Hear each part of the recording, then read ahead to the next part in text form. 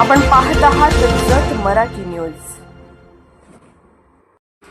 वसपेठमध्ये जुगार अड्ड्यावर पोलिसांचा धडक छापा। 6 लाखांहून अधिक किमतीची वाहने, रोख रक्कम व मोबाईल जप्त। तिघे ताब्यात, 5 जणांविरुद्ध गुन्हा।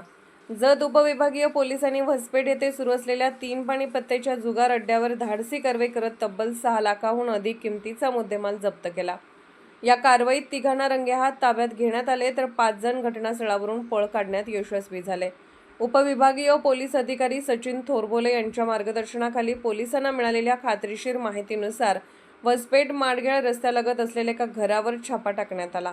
पोलिसांची चाहूल लागताच काही जणांनी शेतातून पळ काढला, मात्र पोलिसांनी संतोष शिवाजी चौगले, चेतन ओंकार हुवाडे आणि नितेश उत्तम सुगरे यांना जुगार खेळताना पकडले। कारवाई दरम्यान 9,450 रुपयांची रोख रक्कम, 3 मोबाईल, 2 पत्त्यांचे कॅट तसेच जुगारासाठी वापरण्यात आलेली एक 4 चाकी आणि 5 दुचाकी वाहने असा एकूण सुमारे 6.49 लाखाचा मुद्देमाल जप्त करण्यात आला।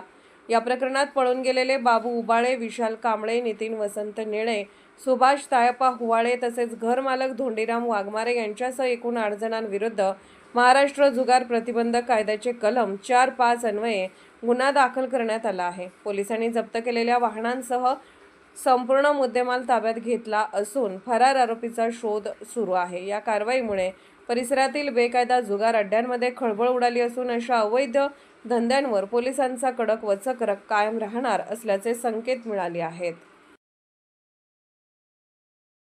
जत मराठी न्यूज चॅनलला लाईक करा, शेअर करा आणि सबस्क्राईब करा।